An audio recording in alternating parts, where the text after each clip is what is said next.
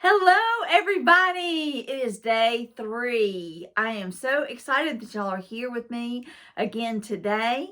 Um, Definitely enjoying all your feedback, the interaction, just the great time that we've had together. So thank you all for being here. Today, what we're going to do is talk about planning your college schedule, and I've entitled this "Underwater Basket Weaving and Jousting." Because people will kind of just sort of, with a wave of their hand say, oh, underwater basket weaving, as if every course, that there are some that are meaningful and some that are not.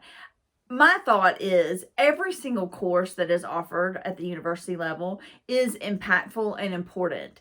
It may not count towards your major, but there are certainly things, and this is a time to explore. This is a time to express your academic freedom and that kind of thing. Now, all of that has to be, balanced with what families have decided is an appropriate graduation rate. How many of courses has a family decided that can't, in other words, am I going to pay for a course that doesn't count towards your major, or are you going to have to pay for that on your own, et cetera, et cetera, et cetera. Lots of things to consider, but there is value in every single course. So we're going to be planning a schedule. If you'll go to that unit section, you'll see that table that I've developed. So we talk about the CRN, that's the course reference number. Every single course has that, and that differentiates it from every other course. So there could be, 25 sections of English 1101, but you want to make sure you've got that course reference number, because that's the one that says, here's the course title, here's the instructor, the time, and the location, and how many credits there are. Okay.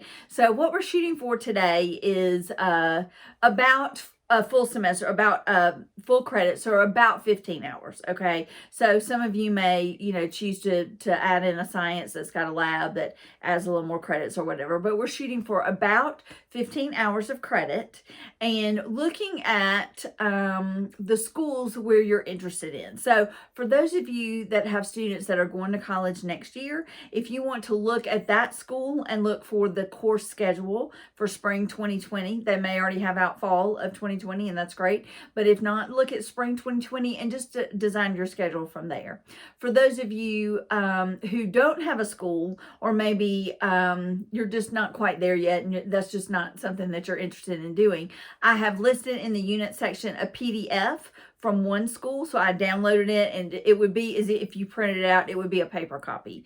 It just, lists everything. Then for another school, I put their website, because that's really what your students are going to be using. Most of it is putting in, and so you'll put in those courses and that kind of thing. So, so you've got both a PDF version and a website version of sample schools.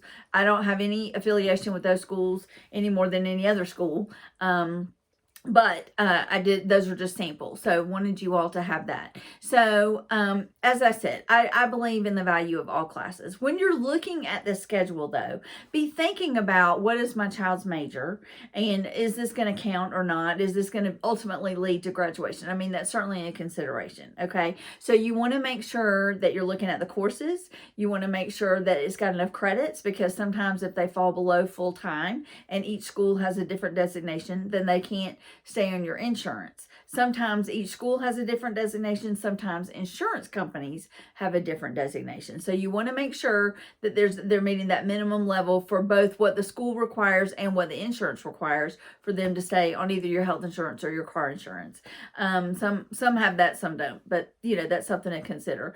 You want to make sure that the times don't overlap. So make sure you don't have a class that starts at 9 and a class that starts at 9:30 on the same day, because that wouldn't work. And also, you want to look, if you can, at location. Now, I'm stretching you a little bit there, but if you go to, say you go to the campus map, and you say, I really cannot get from building A to building T in 10 minutes. And so you want to kind of look at that.